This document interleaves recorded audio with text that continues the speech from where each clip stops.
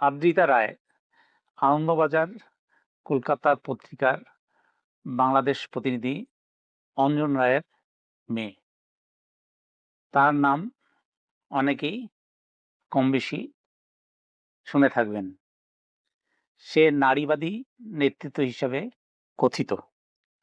সম্প্রতি লালমাটিয়ায় দুইজন মেয়ের প্রকাশ্যে ধূমপান নিয়ে সংঘটিত অপ্রীতিকর পরিস্থিতির বিষয়ে মাননীয় স্বরাষ্ট্র উপদেষ্টা প্রতিক্রিয়া ব্যক্ত করেন।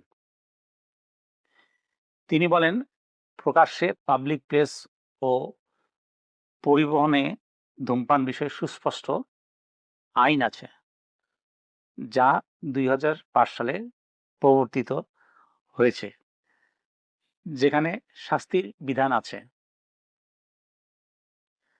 নারী পুরুষ উভয়কে এই আইন মেনে চলা উচিত এবং প্রকাশ্যে ধূমপান থেকে বিরত থাকা উচিত। এর প্রতিবাদে কথিত নারীবাদী আদ্রিতা রায় তার কতিপয় সহযোগী সহ স্বরাষ্ট্র উপদেষ্টার কুশপুত্তলিকা দাহ করে এবং প্রকাশ্যে ধূমপান করে। এই নারীবাদীরা যে কতটা শিক্ষিত তা সহজেই অনুমান করা যায়। ধূমপান বিরোধী যে একটা সুস্পষ্ট আইন আছে, সেটাই তারা জানে না। তারা তাদের ন্যায্য অধিকার নিয়ে কথা বলতে পারে, এক্ষেত্রে তারা পূর্ণ অধিকার প্রাপ্ত। কেউই তাদের বাধা দেওয়ার কথা নয়।